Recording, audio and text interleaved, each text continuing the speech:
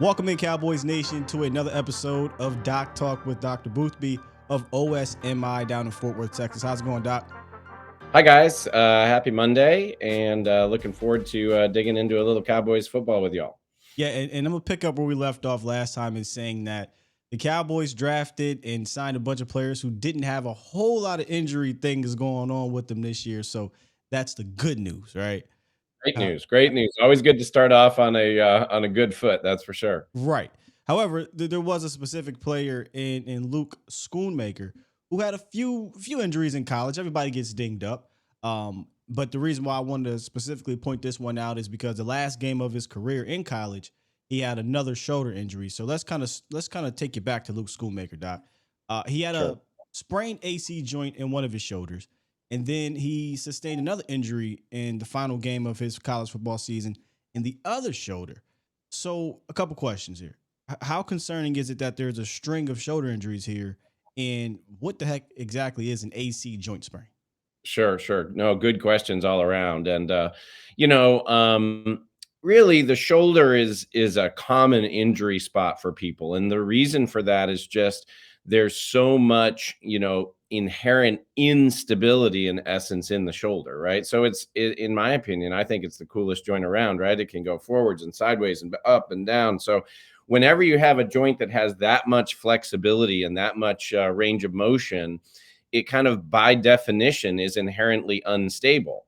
And so when you then enter into a contact sport and kind of take the rules away in terms of how you can get hit or how you might get hit or things like that, it just makes it a lot more common that the shoulder of all things gets involved. And the good part is there's a huge range of shoulder injuries, right? We kind of group them together as, oh, he's got a shoulder, or you've heard that in quotes.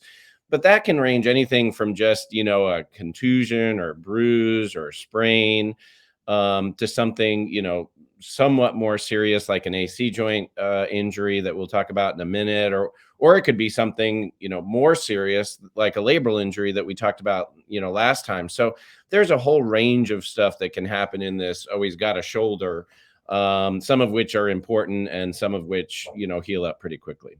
And I was just showing as you were speaking a lot of blocking that Luke Schoonmaker is going to be doing as a tight end. It's one of the things he does well, and he's going to need that shoulder. But is the AC joint? Is it something that we should keep our eye on for Luke as he's moving forward here, or is that a normal injury? Yeah, I mean it's a very common injury, and an AC joint sprain is sometimes called a shoulder separation. That is very different than a shoulder dislocation or subluxation. The AC joint is actually outside of the ball and socket joint. So here's the ball, here's the socket. That's where things can dislocate or sublux, whereas the AC joint is at the end of your collarbone. So basically, your collarbone or clavicle meets the acromion, hence the A for acromion and C for clavicle, at your AC joint. So this kind of bony part in the front of your shoulder where there's a little bit of a gap there where you feel, that's the AC joint. And the job of the clavicle, basically it functions as a strut. It's trying to keep your shoulder out to the side, and so if there's contact or a tackle or you land directly onto the shoulder, that can forcibly push the ball in towards the middle part of your body, and that AC joint can actually get separated. Now we grade AC separations as a orthopedic surgeon, and they can be 1, 2, 3, 4, 5, 6. Like they can be mild to more severe. But the good news is for the majority of injuries, kind of grade 1 through most grade 3s, they can be treated non-operatively.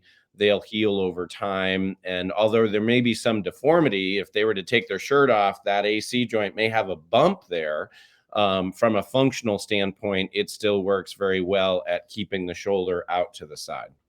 So all in all, the fact that first of all, he took him in the second round, and I know their doctors looked at him, it would seem like he'd be fine.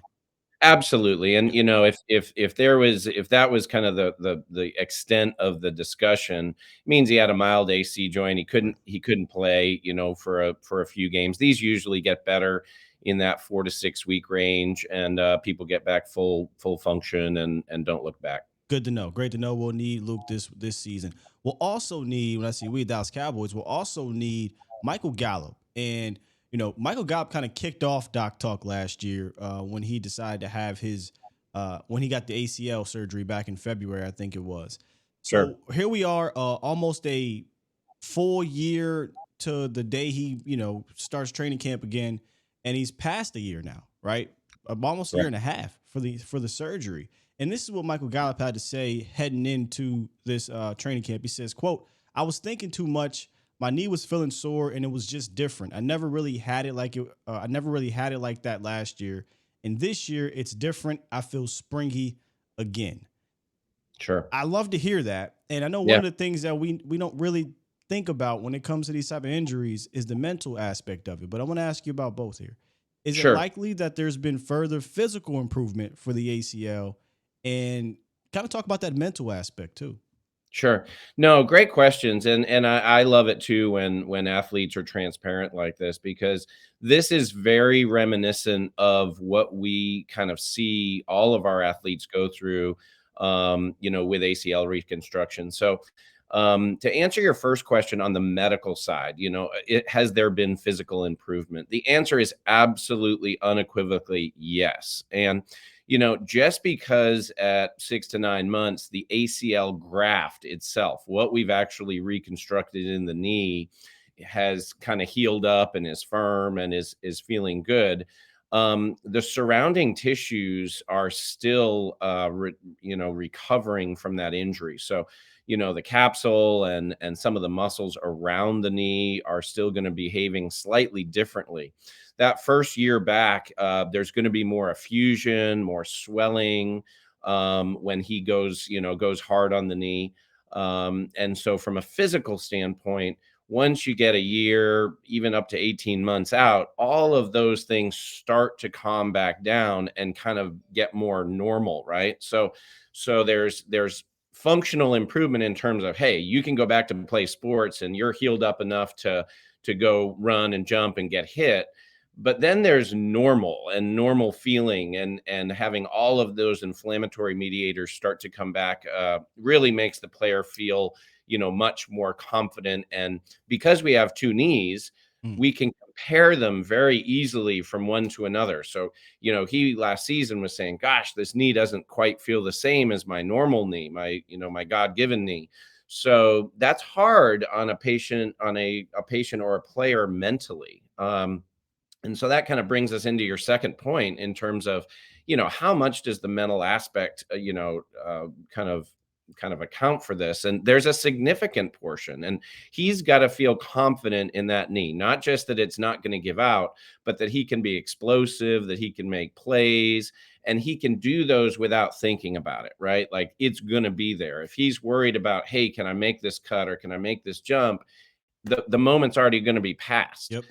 So, that we see that very regularly in terms of, yes, the knee's ready to go back, but up here, it takes a season to kind of get back to the normal. Hey, this is how I play football. Yeah, he said that specifically. He said, "I was just out there thinking too much." Yep. And in football, you can't think too much. It splits. You can actually get hurt if you're Absolutely. thinking too much. So yeah. Absolutely. I often tell kids, when they have their ACLs fixed, when we send you back, we don't want you to be a target, right? Mm-mm. You can't go back till you're not a target out there. You've got to be able to play full speed, really kind of unplug and get after it. Or you're right, there's a higher rate of re-injury. Well, look, man, I'm glad that Michael Gallup's feeling like himself. Luke Schoonmaker seems to be over his shoulder situation. And if you're ever talking about thinking of looking for information to help out with your child, or you, if you're playing in sports, when it comes to a sports injury, Dr. Boothby, let them know where they can find you, man. Yeah, please come by, say hello. We're the Orthopedic and Sports Medicine Institute. We have offices here in Fort Worth, up in Decatur, and in Mansfield. So all of us would love to help you out.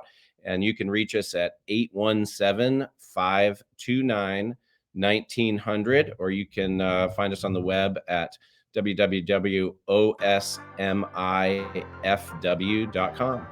There you have it, guys. Another episode of Doc Talk with Dr. Boothby. Really good one here, Doc. Appreciate you, man, and have a good week. No problem. Have a good one, guys. Take care.